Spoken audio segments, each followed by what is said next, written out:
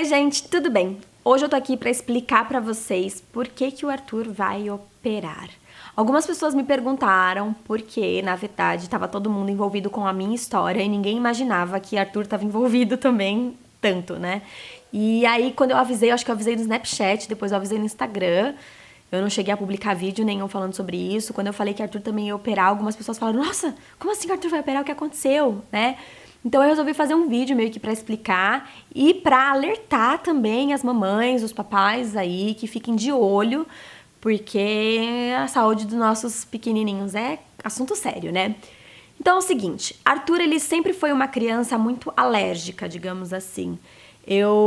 A gente sempre teve alguns problemas com ele em questão de alergia, refluxo, intolerâncias, não intolerância a leite, nada disso, mas assim, ele sempre foi muito sensível a muitas coisas, né? E desde cedo, principalmente quando ele foi pra escola, ele começou a ter muitos resfriados, muitas infecções de garganta, muitas otites. E assim, a gente viu que agora em 2016 isso se agravou. No começo de 2016, ele teve otite, ele teve infecção de garganta, ele teve coisas muito sequenciais e que nos deixaram um pouquinho, assim, né, em alerta. Mas tudo bem, tratamos com remédio, ficou tudo bem. E aí, numa certa época do ano, depois, no segundo semestre do ano, teve um surto na escola dele da Streptococcus, né? Aquela famosa bactéria Streptococcus. E uma amiguinha da sala dele pegou, aí ficou afastada, aí depois foi para um outro amigo, que foi para um outro amigo, e o Arthur nada. O Arthur não teve nada, né? E aí passou o surto, a escola fez uma limpeza, foi um surto geral mesmo assim, mas passou. Passou e passou bastante tempo até desse surto, né? Até que um dia me ligaram da escola dizendo que o Arthur tava com febre e que não tava muito legal. E aí eu peguei ele na escola, ele realmente estava todo molinho, ele começou a vomitar. E aí no dia seguinte, isso foi numa quarta-feira. No dia seguinte, na quinta-feira, por coincidência, eu tinha otorrino. Porque eu fui investigar algumas coisas de labirintite e tal, e eu marquei um otorrino pra mim. Eu acabei levando ele comigo, né? E aí o doutor olhou ele e na hora constatou que ele tava com a Streptococcus. A boquinha do Arthur, muita gente me pergunta quais são os sintomas. São vários os sintomas. Tem criança que fica com dor no corpo, tem criança que fica com uma gripe que não sara. Isso aí vai de criança pra criança. Mas no Arthur, a boquinha dele, gente, o céu da boca dele, a linguinha ficou branca, esbranquiçada, com algumas bolinhas vermelhas, sabe? Ele abria a boquinha, a gente dava dó, que tava toda branca.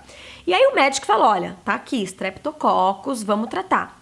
E aí ele começou a tratar com antibiótico, né?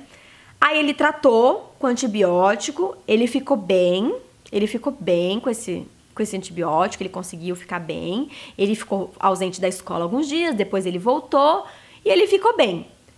Quando ele tomou por uma semana, acho que foi, o remédio, foi por, sei lá, ele tomou aí o remédio por uma semana. E aí ele ficou bem, ou 10 dias, a gente não lembra, mas ele tomou lá o remédio e ficou bem. Quando foi, sei lá, uma semana depois, eu fiquei mal. Eu fiquei mal da garganta e foi tudo que aconteceu comigo que eu já expliquei pra vocês, que eu tive a minha intercorrência. Qual foi a conclusão dos médicos? Provavelmente Arthur me passou essa bactéria, eu fiquei com essa bactéria incubada e num momento de estresse e de baixa imunidade, essa bactéria lá aflorou com um abscesso na minha garganta. Bom, eu fui pro hospital, fiquei internada no hospital. No dia da minha cirurgia, eu fiquei mal.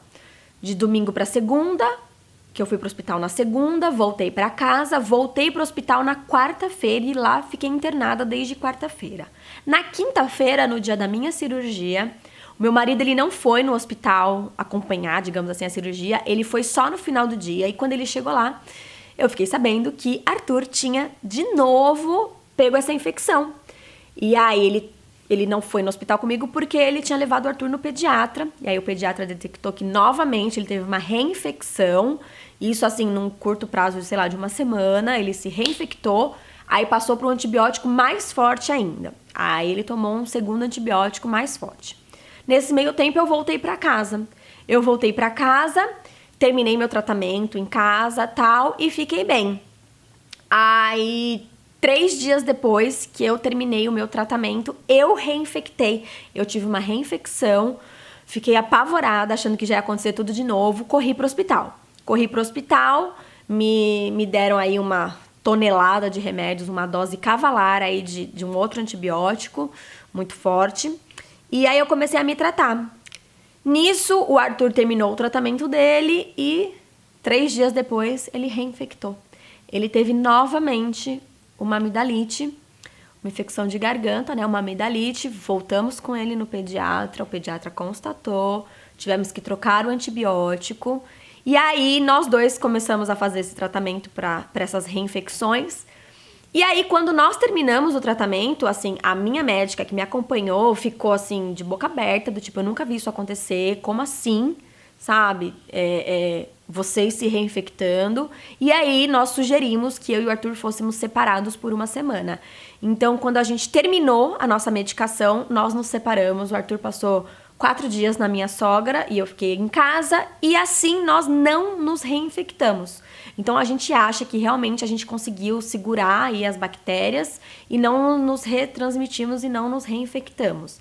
Então, a gente acredita que isso que tenha sido bom, né, para que a gente não ficasse doente de novo. Bom, resultado disso é que os médicos ficaram muito preocupados com tantas infecções sérias em pouco tempo e o Arthur entrou para o grupo de retirar as amígdalas.